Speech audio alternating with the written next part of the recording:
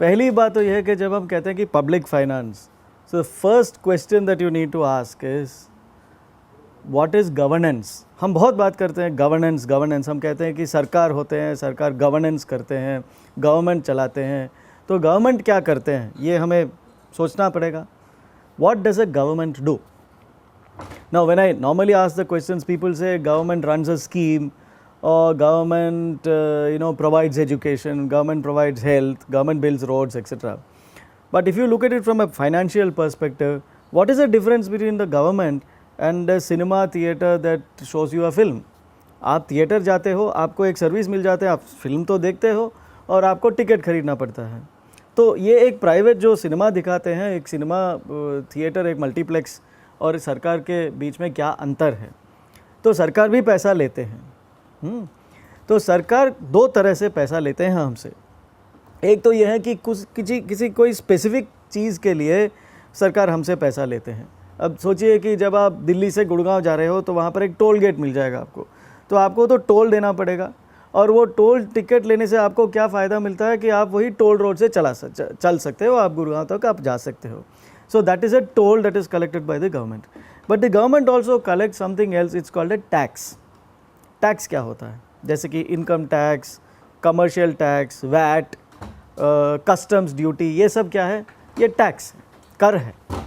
तो कर एक ऐसे चीज़ होते हैं, टैक्स एक ऐसे चीज़ होते हैं जिसका क्या है, जिसका उद्देश्य नॉन स्पेसिफिक हो। अगर सरकार मुझसे पैसा ले रहे हैं इनकम टैक्स के रूप में, या अगर मैं कोई चीज़ अगर मैं ख़रीद रहा हूँ, वही सिनेमा टिकट अगर मैं ख़रीद रहा हूँ, तो उस पर सरकार सर्विस टैक्स लेते हैं। तो मुझे पता नहीं है कि वो सर्विस टैक्स कहाँ जाएगा, किसके पास जाएंगे और किस काम के लिए उपयोग करेंगे।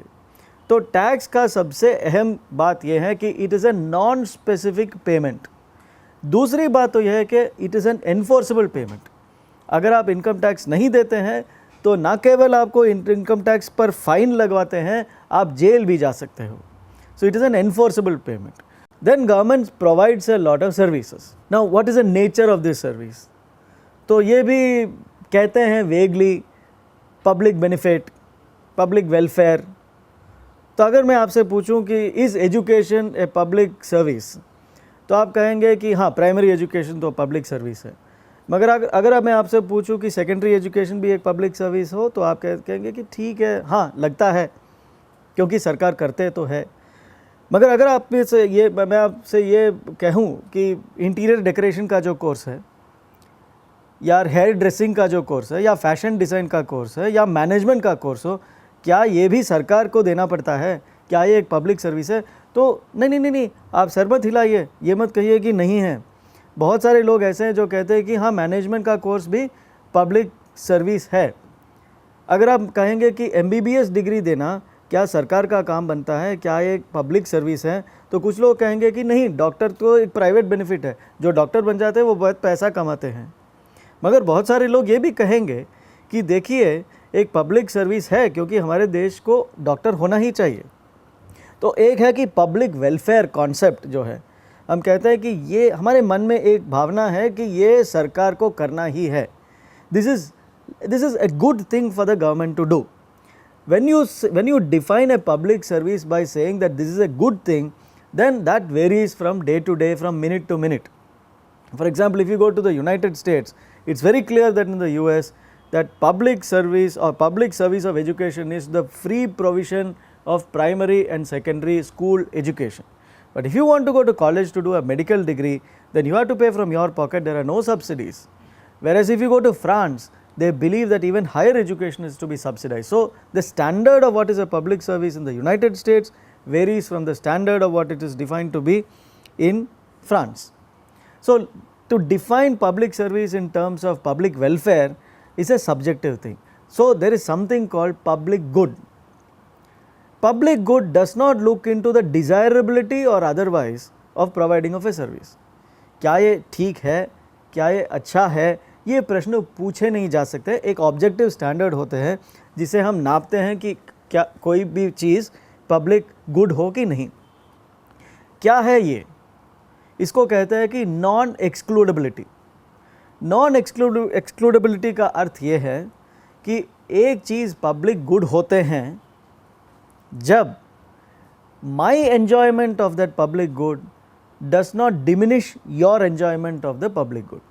जैसे कि स्ट्रीट लाइट सरकार चलाते हैं, corporation, city corporation street light को लगाते हैं, और मैं भी खड़ा हूँ स्ट्रीट लाइट के नीचे, मगर मैं तो बहुत इनकम टैक्स देता हूँ, और कोई काफ़ी गरीब आदमी भी वहीं पर खड़े हैं जो कोई टैक्स ही नहीं देते हैं, मगर दोनों को ये पब्लिक गुड, ये स्ट्रीट लाइट के जो पब्लिक गुड का जो प्रभाव, जो अनुभव और उसे जो फ़ायदा है, दोनों को मिलते हैं।